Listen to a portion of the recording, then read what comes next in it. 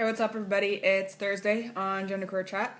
I figured this week I would just take the opportunity to do a little bit of catch up. I've been kind of MIA the last couple weeks, so I figured it would just be a good opportunity.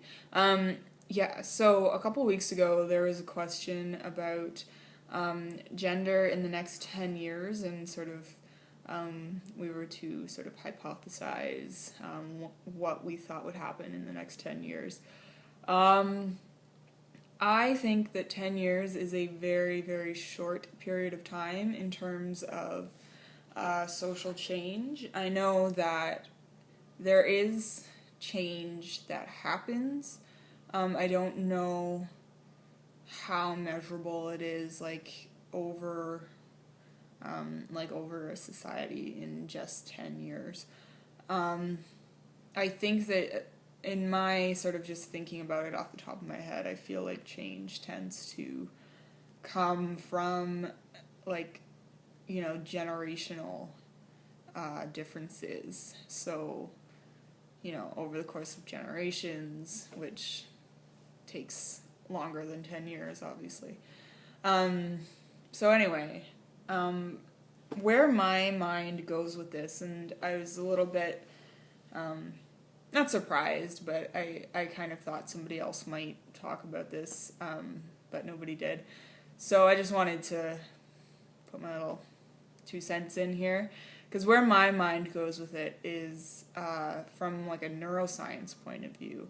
And I mean, scientifically speaking, we are getting more and more advanced all the time, and with things like functional MRIs and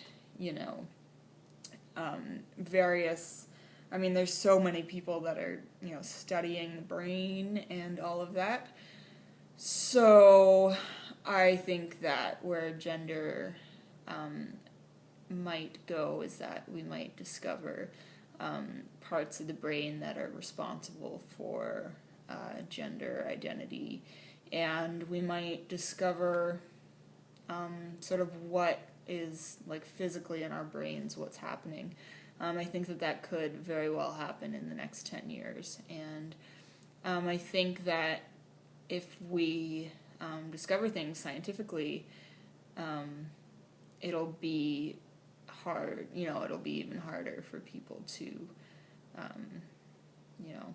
say that gender identity stuff isn't real, or that it's all that kind of stuff. So that's where my mind goes with that topic, and I hope that there is more study put into that. I would hope that would happen in the next 10 years, because there's a lot of people studying a lot of things, but I think if not in the next 10 years, in the next 15 years for sure, that will probably happen. There will be some physical evidence to show sort of what's happening. So yeah, and then last week's question was how's your gender changed and evolved?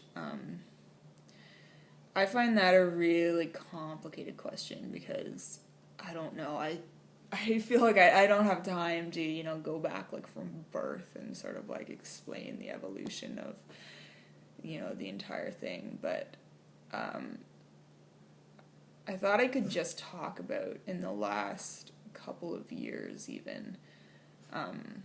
In the last sort of year and a bit, actually.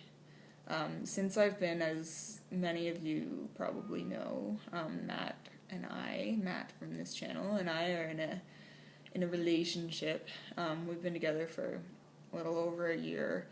And I find that since being together with Matt, my gender identity is more comfortable, and it's having that person, this person that is sort of, the closest person to you, just see you for who you are. And I find that I'm not,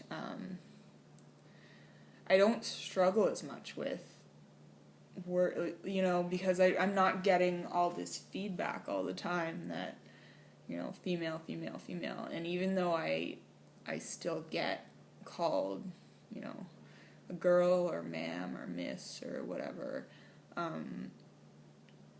you know, I have somebody who truly understands on a very deep level, that I can complain to about it, or that we can laugh about it, or if it annoys me, I can, you know, I have somebody that understands, and I have somebody that sees me for who I am. And having that validation has made me sort of more, almost more comfortable in a way, it's made me less grumpy, I think, about all things gender related. Because I can remember feeling like every day I had to sort of somehow prove to people, like, you know, I'm not a girl, I'm not a woman.